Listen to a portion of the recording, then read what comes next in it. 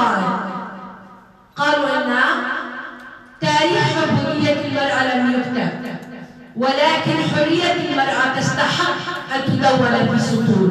ونحن الآن قد خطينا خطوات كثيرة، ونحن نكتب تاريخ حرية المرأة في شمال وشرق سوريا، وسوف نكتب حرية المرأة في جميع أنحاء سوريا.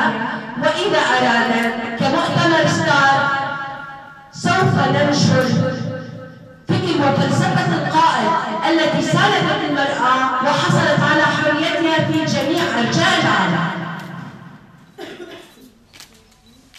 رحلة المرأة نحو الديمقراطية والحرية، حيث بذلت كلارا جهودا حديثة لجعل يوم 8 آذار يوما عالميا للمرأة العاملة والكادحة، حيث أجرت الكثير من الأبحاث والدراسات العميقة حول حادثة المعمل.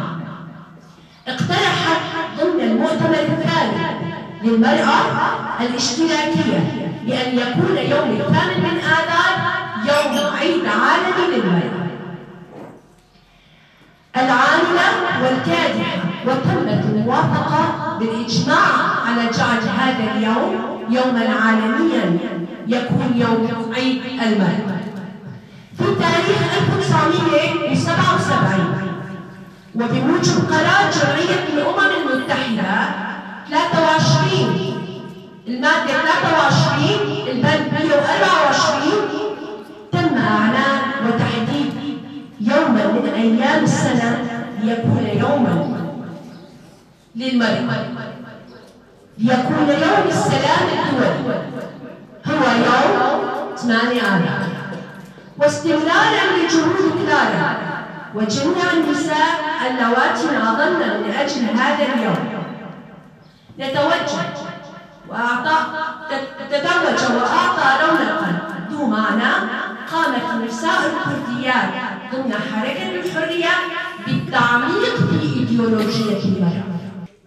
الخطوة التاريخية لإثبات المرأة دورها الريادي في المجال العسكري بروح مقاومة رفيقات المرأة غاريلا ومقاومة هبال زيلان وساكنة جانسز وشهيدات قوى الأمن الداخلي هبال خميد ملكة بزقيد.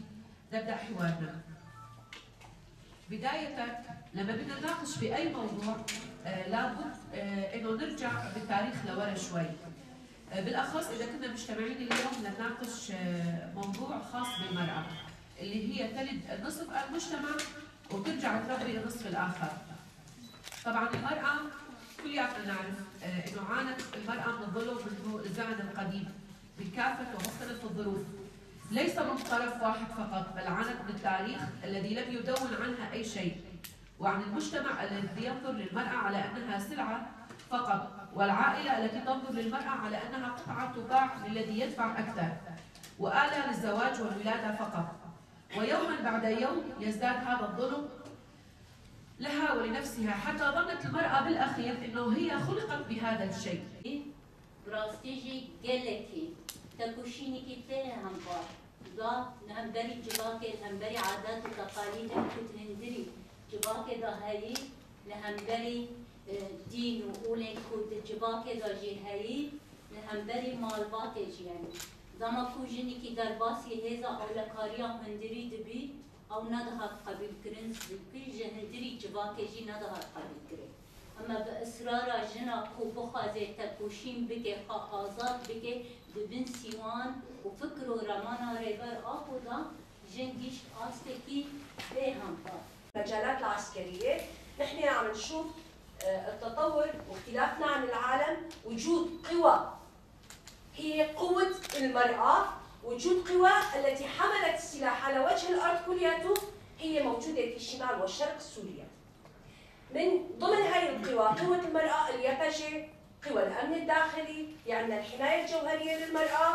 هذه القوى الموجودة مو موجودة بأي منطقة أو أي بقعة من العالم.